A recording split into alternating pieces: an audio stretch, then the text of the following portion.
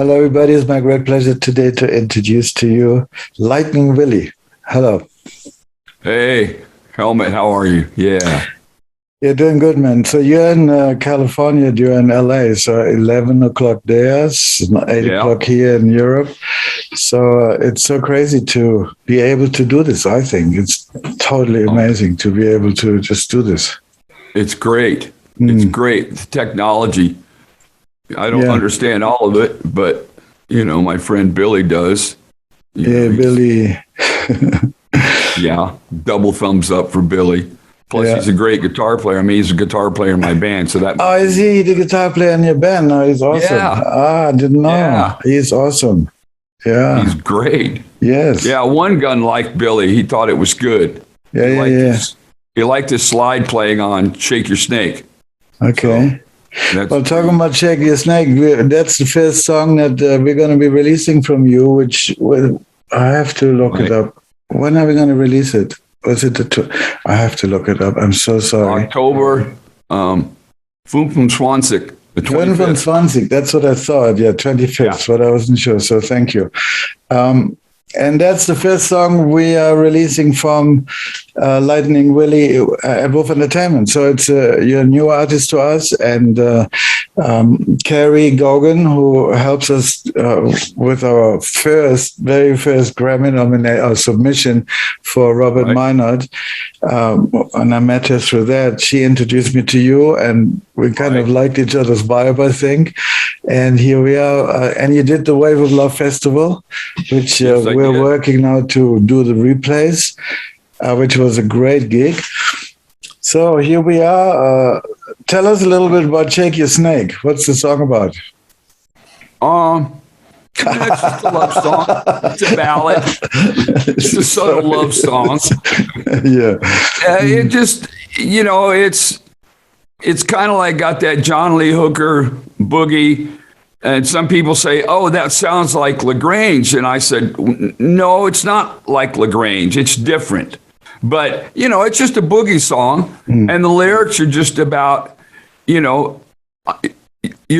always away and my girlfriend or wife is at home waiting all the time. So she's threatening me by saying, hey, you better hurry up and get home. I might not be alone, so gotta shake your own snake. Yeah, that's a metaphor, Yeah. I'm sure people can read between the lines. Yeah, it's a fun song. It's a really cool, fun song. It is a good song. Yeah. We get good response for that from when we play it live. I like that song. But it's really nice to see you very active playing live, doing lots of gigs over in California, which is wonderful. And your team is very tight, so I'm sure the audience has a ball watching you. They have a good time. This band I have it's excellent. And I've been playing with Billy for a long time. I've been playing with the bass player a long time, so they know me in and out. And if if I go astray, they catch me. You know what I mean? If I can look at Billy and he can look at me, I can play one guitar lick and Billy will pick up on it right away, or he'll play something and I'll pick up on it away. So there's a lot of good music. Communication. That's great. Yeah, without saying anything, and I think. And the thing is, we have a good time doing it. All the musicians, Chris Ross, the drummer, Patrick Lynch, the bass player, and Billy Burke, the guitar player, and myself. I mean, we're all good musicians, but I think the four of us together makes a great complement. Yeah. There's a magic there, and I watch audiences. I've always watched audiences. I had a music teacher years ago. He said, "Hey, the first thing you do is look under the table. Are they tapping their feet? If they're tapping their feet under the table, that means subconsciously you got them. And they just keep pounding it. And then next thing you know, they'll be moving in their chairs. We played last weekend, and I always watch that anyway. It's just something I always remember from Mr. Schroeder. And so I look at it. Yep, they're tapping their feet. Then they start moving a little bit, and then they start rocking side to side, and then tables. they're rocking, and it's a good feeling. It's a good feeling for me is watching people dance and sing along to songs that we've written. Yeah, absolutely. That is, the main crux of what we do is all original. I would say 95% of what we do is original. We've got some obscure little songs that I've picked out, that I've played for a long time, that kind of now has our own mark on it, So, yeah, but I love playing live. It makes people happy. We have more people just love it because we're playing live. God, what a concept. But hopefully it's going to open up more. Yes. And more things will come out of this, because I'd certainly like to be playing more than we are now. But I've got several other places I've talked to, and I think we're going to be playing there as well. So, new places for us, but certainly, a live gig is a live gig, no matter where Absolutely. you are. 10 people or 10,000. We're just going to go play. And like I always say, we're giving them a $10,000 show. We're not getting $10,000, but we're giving them a $10,000 show. We're very professional, from dressing to the quality of the musicianship. Our equipment's always good. And we're real friendly people. All of us are real friendly. Everybody's just good in this band. I'm proud of all of us. That's wonderful. Yeah. And people like that. I've had more people compliment us on, like, God, you guys are really nice. You're easy to talk to. Nice, yeah. Some bands, they don't want to talk to anybody. And some of them are a bit arrogant and stuff, yeah. Yeah, exactly. There's no arrogance in this band. Good. I mean, we take what we do seriously. Underneath the water, we're serious, but on top, I'm having fun. And I don't, I have no problem laughing at myself or making fun of myself. I don't do it in a mean way, but it's okay to make people laugh at your expense, I think. So that's my philosophy. I've learned that from a lot of great players and that I've seen over my lifetime. And you just got to keep it light and happy. Nobody's there to see you be upset or mad. No. You just got to do a good show. That's right. It's medicine. Live music is medicine. That's correct. And we have some friends from Texas that come and see us, and they're both neurosurgeons, if you can believe that. But John told me in an email, he says, last night when we got back to the hotel, all we talked about was how good you made us feel. And he said, your band is the greatest medicine. I wish I could bottle you up and give it to some of my patients. Well, now you can. Now we can. We're releasing that song, so it's in a digital bottle. Well, it's in a digital. Send him the link and say, hey, give it to your clients, get them all up and dancing. And then we have a whole bunch of other songs that we're planning to release. So in a little while, they'll be dancing all the time in the hospital. Yeah, Billy.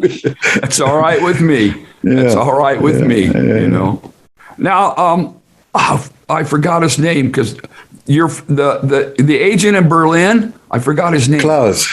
Yeah, Klaus. Yeah, I communicated with Klaus, and oh, good. So definitely we'll get something going. I'll get back to Berlin to play in Berlin, because awesome. Yeah, I sent him your information, and he liked it. So he did very much. Yeah, he said we'll definitely get you here. So that's something to look forward to. Fantastic. Yes. I haven't played a lot in Germany. I played in Munich. Trying to think where else I played. Strasbourg. Well, Strasbourg's in France, actually, but that's right. Just on the other side. I think we played in Mannheim. I can't remember. Not a lot of places, but I'd like to play more in Germany. But more specifically, I would love to go back to Berlin. Yeah, I love Berlin. Especially I love Berlin when the wall was still up. It was so much fun. It was really a happening place. It never slept. It was a live town. I mean, everybody lived like it was the last day of their lives. Exactly right. Yeah. And I had a gig in Berlin on the night the wall came down. Nobody knew. So we have an after party after the gig, and like at 1, 2 in the morning, somebody comes, the wall is open. The wall. It was impossible. I grew up as a West German kid, so it was never going to happen, And suddenly it happened. So I was there at 4 a.m, totally pissed, hammering away that fucking wall. It was raining. I have a piece of the wall. I have a piece of the wall. I gave all mine away. I gave them all to my friends. No, I still have it just to remember. So I had a friend that lived in Kreuzberg, and he lived like on the 8th floor of this apartment building, and we could look over the wall and we could see the guard in the gun tower with his machine gun. So we used to wave to him from his window with binoculars, and he'd wave back. We'd light a cigarette, and he'd light a cigarette, and we'd wave, and he'd wave. But, down below was that no man's land. And every day when I lived in Berlin, all 2.5 years, every day somebody was killed trying to get out, get across. And it was just an everyday occurrence, And I remember telling my friend, I said, God, I wonder if that guy shot anybody. He said, most likely, because if he doesn't shoot somebody, they're going to shoot him or his family. That's and I right. went, wow. So it's very serious stuff, Yeah. Stasi was very, very nasty. Oh, yes. God. But when I was younger, I went to Magdeburg. Okay. And I went and saw a friend of mine's sister. We went to Magdeburg. And so, and it's nice. But when I got there, I went to her house and we hung out and with her boyfriend and then we went out to a club. Well, then we went into this club. They knocked on the door. It was like a movie. A little thing opened up and they looked and they went up. They opened the door. They closed the door and all the windows were black, had black curtains on them. So everything inside this club, nobody knew. And they knew everybody in the club. And the guy kept telling me, the drunker he got was, no Stasi. No Stasi. It's okay. No Stasi. And I kept going, okay, cool. We're having fun here. And they were smoking hash. They're doing roll-ups and we were drinking, beer. And they were drinking schnapps, I guess, or whatever. Dornkot, I think. No, it wasn't Dornkot. It was some kind of liquor. But yeah, it was a fun night. But I'll never forget that because those people lived under that curtain, that dark. That's right. Being in that room, I thought, God, that's how they live their lives there. Yeah, we had friends in East Berlin, and we sometimes when we were in Berlin, we took buckets and all kind of things to carry food and coffee and ham and all the basic stuff that they never even saw. Right. And good thing was, though, I had some friends over there, they were growing dope. So I thought, there's hope for Eastern Germany. They had a whole carton full of dough. And I thought, shit, if the Volkspolizei comes in right now, I'm done. But it was okay.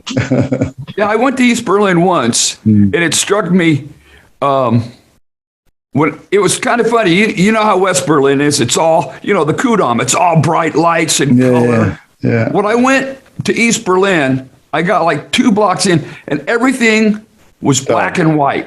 Yeah. Nobody wore color. Everybody's dressed in dark colors. And half of that, where I was in East Berlin, it was still bombed out from the war. Parts of it, yes, for sure. It was just like you turned a corner, and it was just like it had been bombed the day before. Just rubble and partial buildings left, and people actually living on a floor in a bombed out building, and they had like a big tarp over it. But when you could look to the side, you could see into where they were living. I'm going, wow. So that was pretty, that was very eye-opening. Eye-opening, yeah. It was a good experience. I loved it. I love Berlin. It's Yeah, me too. So yeah, when you come over, definitely we'll hang out in Berlin, and with Klaus, and let's see how we get that all together, because it's difficult with the whole COVID situation still. But we're doing our best to put some stuff on the map for next year. good. And so let's see how it goes. But if we get that happening, and if we get that going, I definitely want to come see you, and I bring my horns. I come play a couple with you guys. Sure. Sit in. Love it. Yeah. Would be awesome. It would be really good. Cool. Well, Willie, I'm going to edit this together and put top and tail on it with the song and then put it online. Is there anything else you'd like to say at the end of our little chat for your friends, your family, anybody? Just everybody be safe. Take care of each other. No hate. No hate. Ringo Starr always says peace. I agree with Ringo Starr and McCartney. God bless those two. They've always carried that moniker with them, and they're still doing it. So I just say no hate. Like I have a button here that says no hate. And that's just how I believe. I want us all to get along, Yeah. And let's get the world back to a good place. Get the world back to a good place, but we all got to want to do that. The power of good is pretty powerful, I like to look at it. Let's get the world forwards to a good place, a better place. There you go. I don't really want to go back, but I'm very excited about the process of change and we're working. We're actually now coming through a metamorphosis of finding the right place, and we're still in the process of that. So I'm right there with you. Yeah. Yeah, and the old power structures are going to have to kind of slowly let go. Yep. Over there, here. You have Germany has a new chancellor, right? Yeah, they're working on there are three parties right now that are saying, we're going to put our heads together. And the party that won with the most votes, the Social Democrats, which was rather surprising, I think. They're now building government with the Greens and with the Liberals, which is kind of pushing business party. They're basically they're not totally right, but they're rightish business. Right. And so the three of them together have over 50% of the votes for parliament, which you need to put the chancellor in place. Right. And so because he's the highest voting party, the highest voting party then will set the chancellor, and the second highest the vice chancellor. And so the jobs get spread between the three parties. But it looks like that's what's going to happen. So it's interesting. Is it good? You think it's a good thing? Yeah, I mean, look, Merkel did an okay job. I was never a Christian Democrat, but I think she did actually a good job. He will have to prove himself, but I like it that the thing is more like center-left now. Right. Before it was center-right. So gotcha.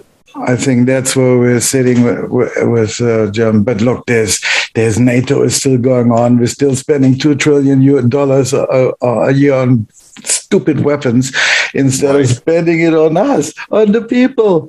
These politicians, they're completely in the countries, and all this politician and control. We could actually have a wonderful life, every single person on this planet, without the crap. So I'm with you.